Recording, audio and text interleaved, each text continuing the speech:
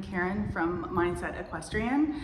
We're going to do a little bit of Pilates today. So anyone dealing with storms, bad weather, hot weather, cold weather, these are some at-home exercises you can use for body independence, shoulders openers, and hip openers. I just have a band and a mat, and we're just gonna. So this is the before version, and this is the after version. This is my Pilates instructor, Amber, who's come over to help us not roll our shoulders and be able to loosen up our hips a little bit.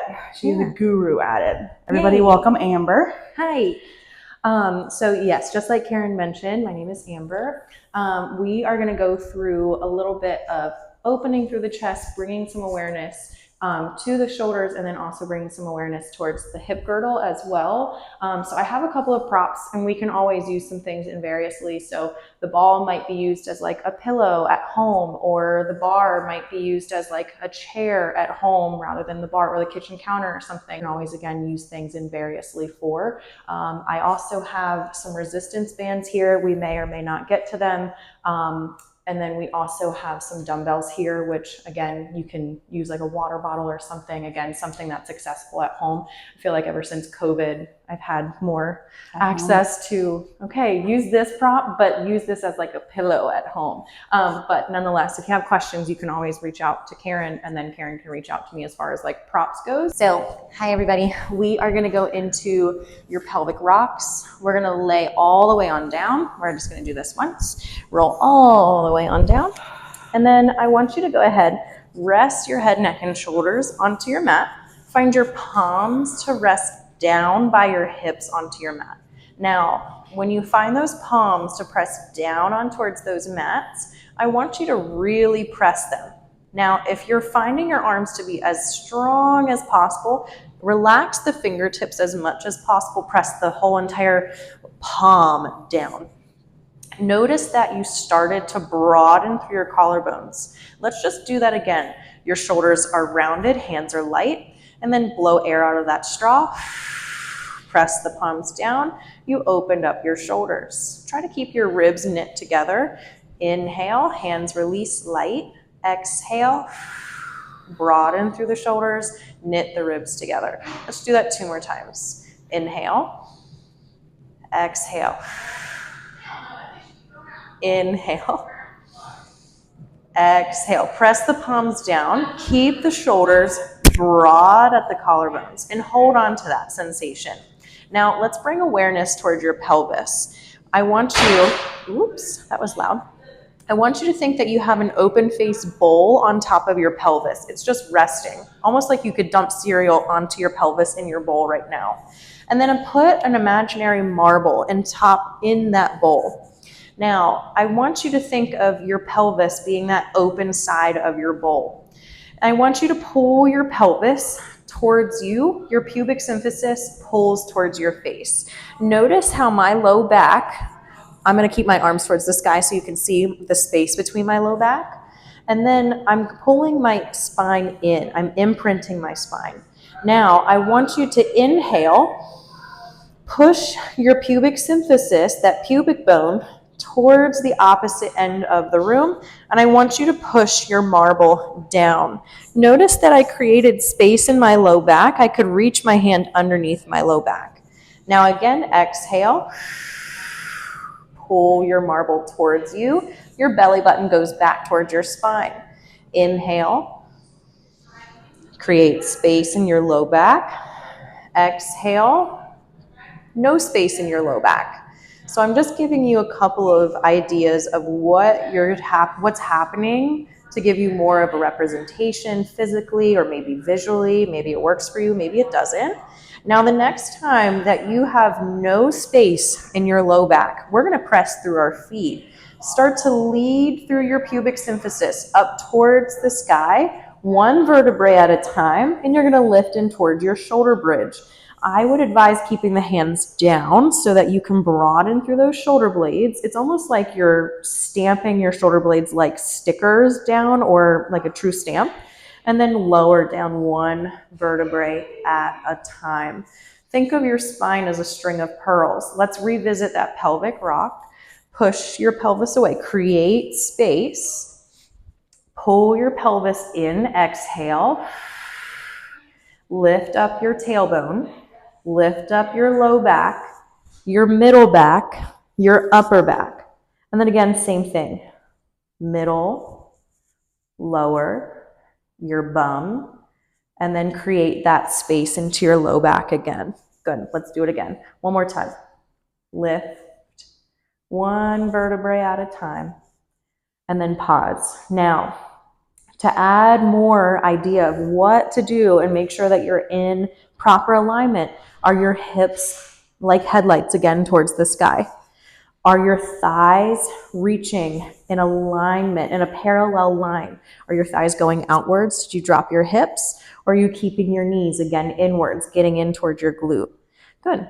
And then just keep that in mind. And then you can lower all the way back on down. Let's go ahead and walk your feet, heel toe them to the widest part of your mat. Now we're going to go in towards these things called hip openers, your internal rotation, external rotation.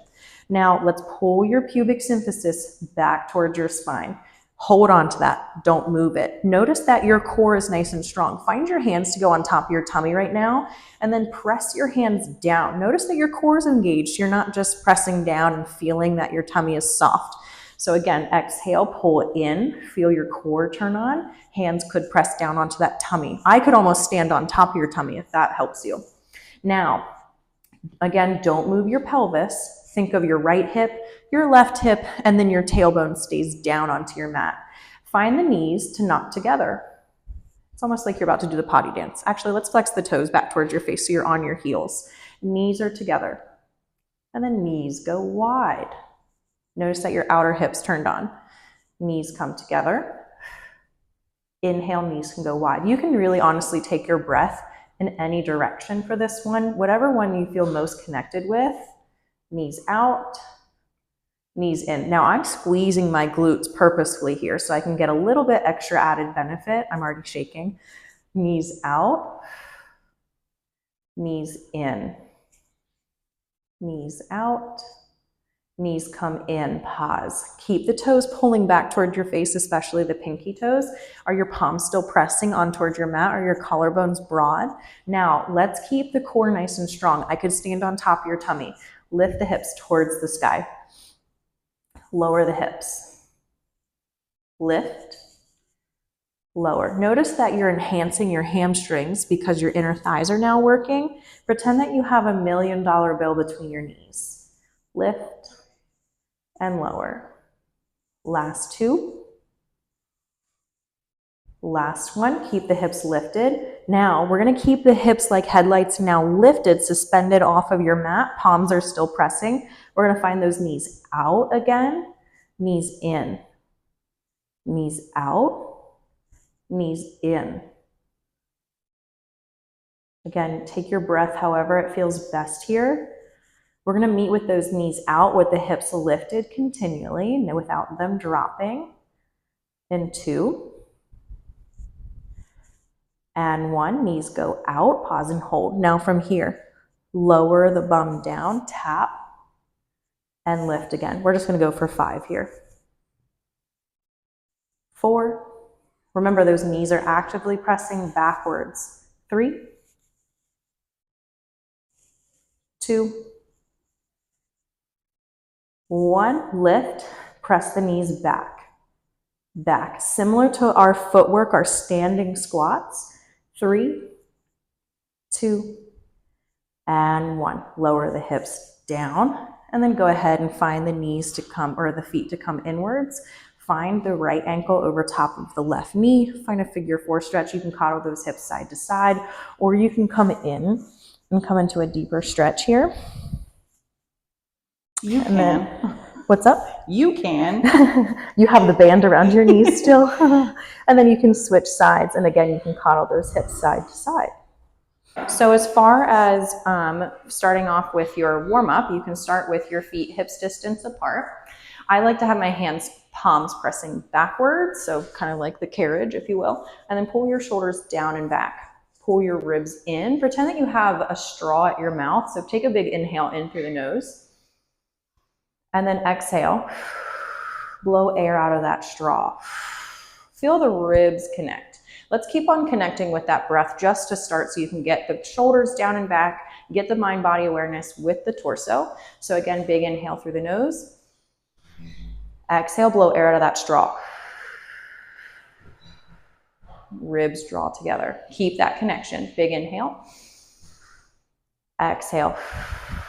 What does that look like from the side for you? If you breathe in, your ribs can flare. These. Okay. So your intercostals, your ribs coming up and out. So kind of like my hands are essentially. So your ribs coming up and out. Yep. Just like Karen is going into, your low back will start to arch. And then exhale. Blowing so knit air. Together means okay. Knit together means together. Okay. But you keep the shoulders down and back. So think your collarbone is broad, broad, broad, broad. Not necessarily up, down, and back, and then pushing the boobies out. That's how most people are taught to ride, which is a strain, and they can't maintain it. Okay, perfect. Yeah.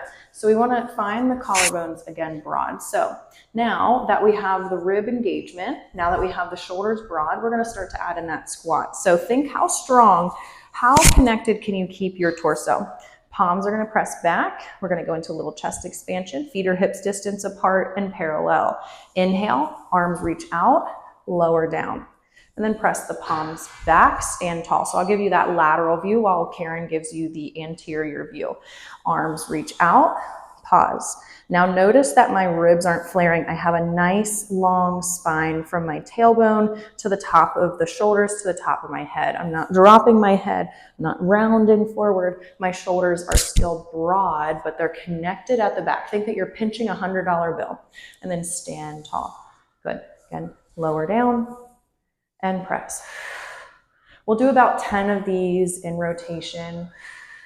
If you don't feel comfortable doing this standing, you can definitely do this at the countertop, at the ballet bar. Let's go for 3 more. Think of your hips as headlights. 2. Arms reach forward, you stay low. Keep the hips like headlights. Now don't move your pelvis. Lift your right heel. Slowly lower the right heel, lift the left heel. Notice that Karen, when you're seeing her in the anterior view, she didn't shift to one side. We're keeping ourselves stable and then we're switching.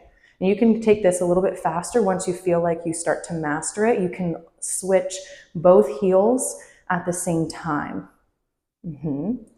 Let's go for 5, 4, 3, 2, 1, drop both heels down, and then inhale, grow tall. Nice. Okay, we're gonna go into another position here where we're gonna open up through the hips at this point. So again, Karen can give you the anterior view, I'll give you the lateral view. Now, am I still on screen? Okay. Yes. I just didn't wanna come on over. All right, so arms are gonna start into what we call hug a tree in Pilates. So this is going to still challenge your shoulders to be open and broad, and your ribs at this point, and your tailbone. So we want to keep that same sensation of that core. Let's work our feet into a different position. So your feet are going to go externally and wide. There we go. Perfect. So feet go externally and wide. So meaning when your feet are, here, I'll give you this view. When your feet are parallel and hips distance apart, we're going to now rotate the toes outward and the heels are closer together.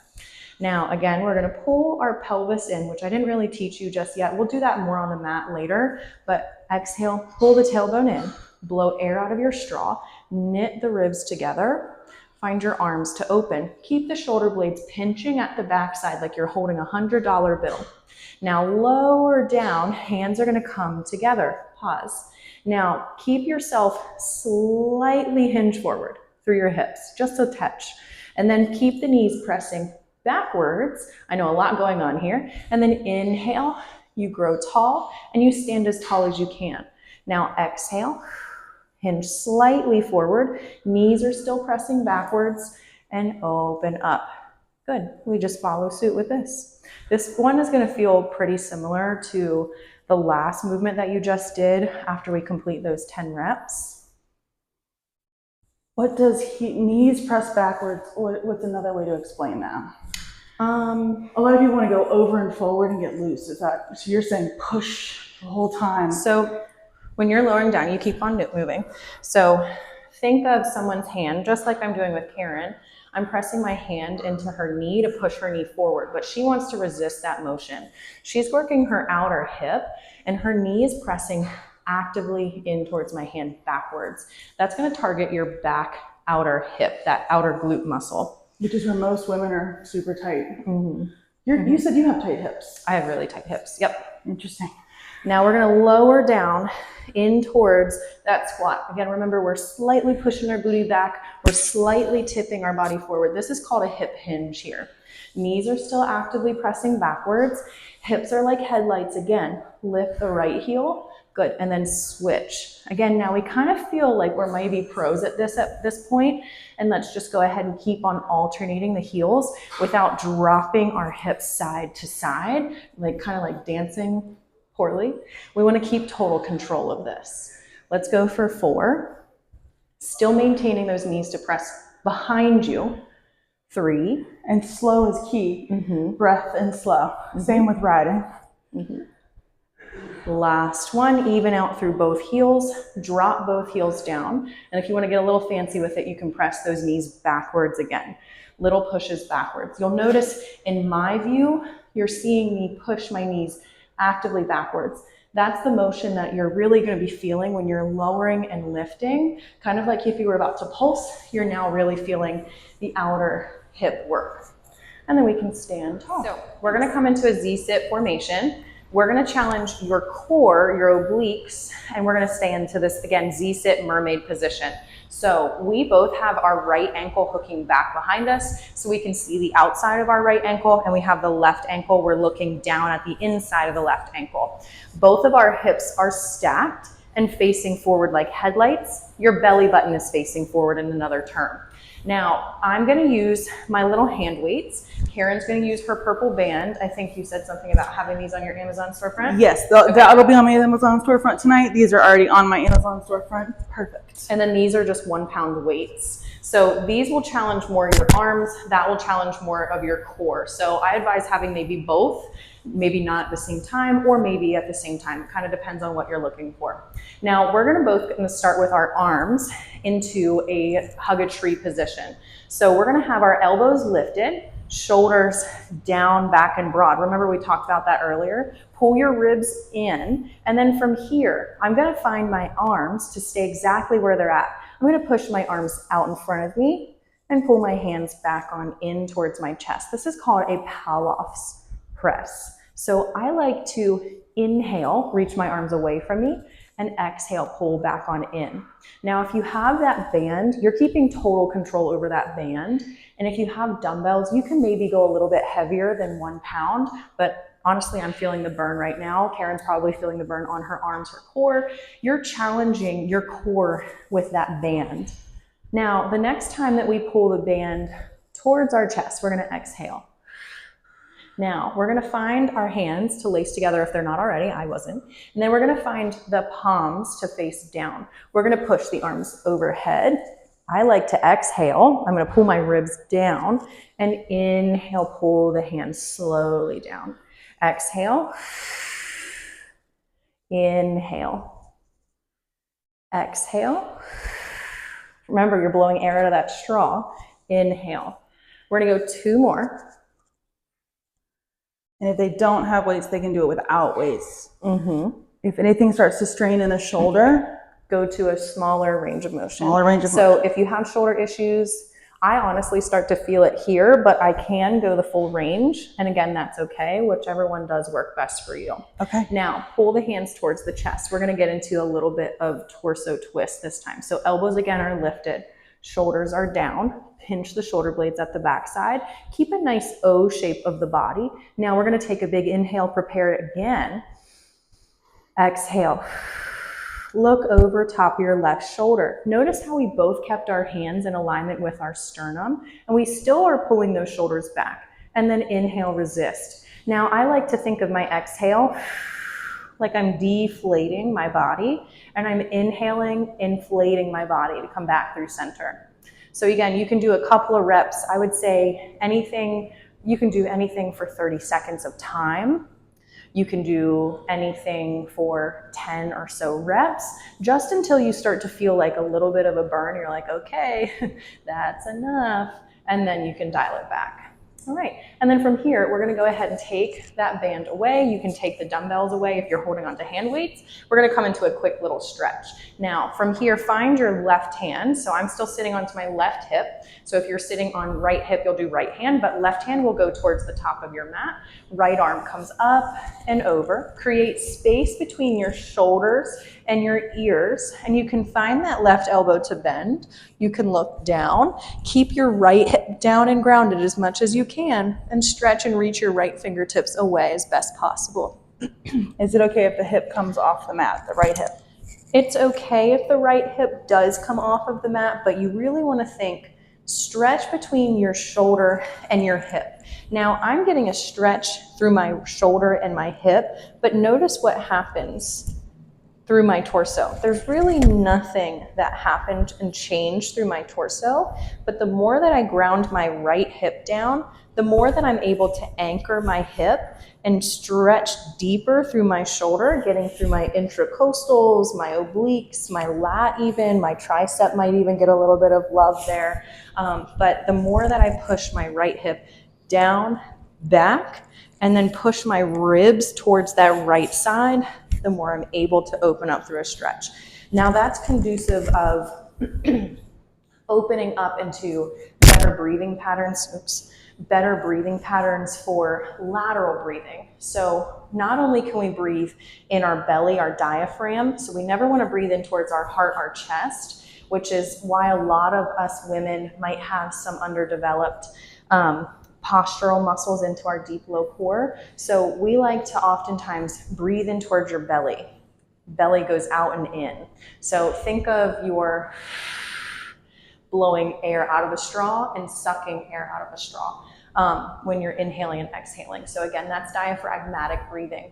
You have lateral breathing, so this is recalling this motion. When you come into your side mermaid sit, you think of expanding your rib cage and exhale. Your ribs come closer together. When you're able to exhale, you might even start, you just noticed that Karen just moved a little bit into that movement. She exhaled and she was able to allow her body to submit deeper into that stretch. So again, the more that you breathe in towards your rib cage, the more that you're allowed to go deeper into that stretch.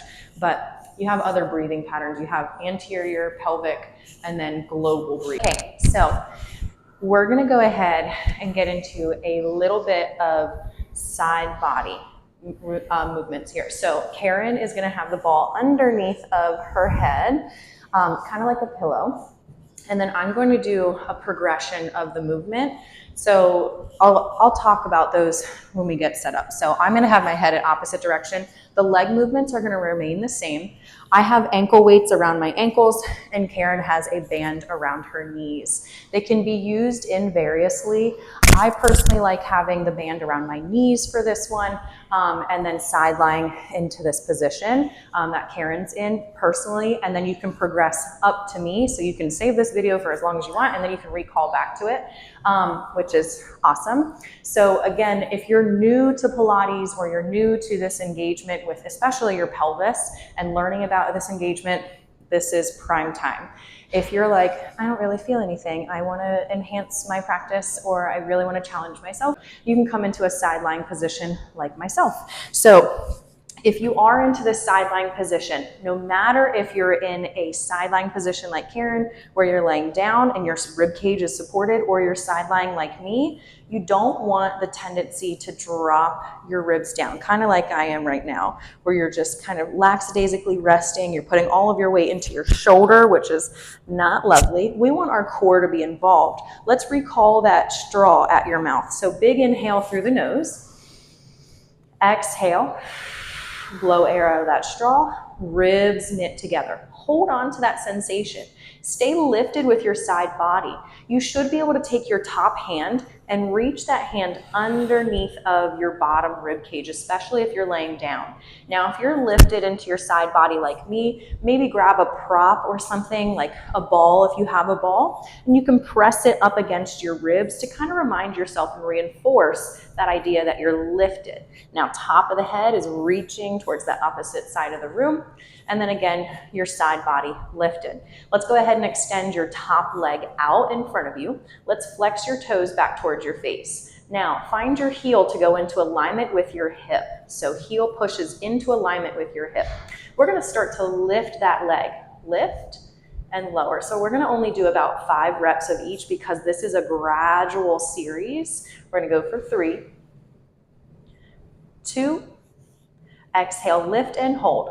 Now externally rotate your toes towards the sky. Keep those hips like headlights again. I'm always gonna reference that, hips like headlights. Don't move your hips. Now I'm gonna refer to your favorite cup of coffee. Goes on top of your hip.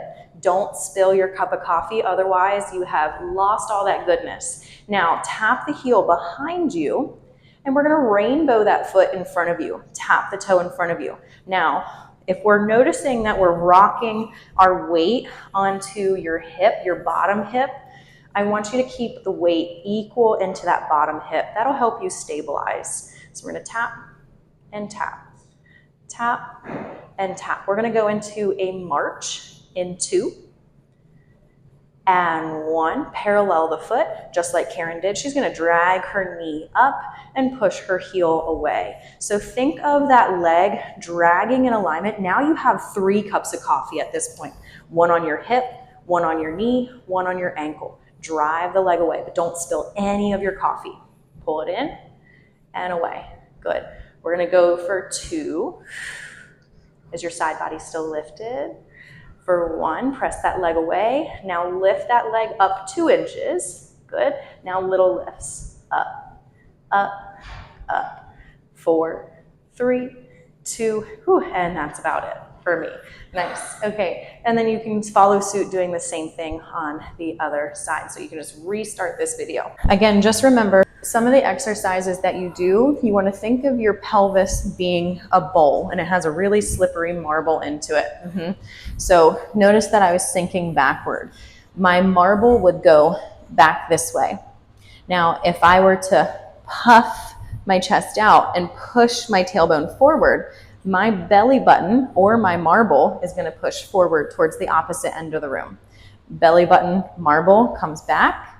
Belly button, marble comes forward.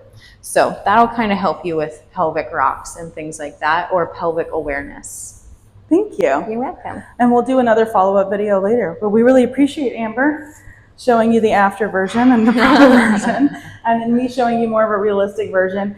We go slow, breath work. Anything hurts, we stop. Message me. And then when we do the bridging, we only go to as far as our bra strap. Some people can afford to go into a higher shoulder bridge. You want to ideally keep the connection with your core and the rest of your spine. You want to avoid extension of your spine. So if you start to lift into a bridge, so I'll just keep my arms up so you can see. Now if I lift up and I lift into extension, I got into my back and that doesn't feel all that great. Now my glutes are feeling that connection, but I extended through my spine. Look how my belly button is up. So my pelvis, I'm in an anterior tilt. Now, if I lower down just a little bit, I felt my core connect, and my belly button's back at my spine, and my tailbone is tucking under. So I'm nice and connected with my core at this point. I could stand on top of my stomach because my core is engaged. And then I just simply lower down and then keep on following suit into the direction of the movement. Well, thank you. You are welcome. We'll do a follow-up. You all let me know what you learned. Anything else you want to have stretch? There's a whole bunch Amber has taught me that I have used in the saddle. Shoulder openers, a different stretch, because we do all different kinds of classes with Amber, and she's fantastic. Thank you all for watching. Yeah, thank you.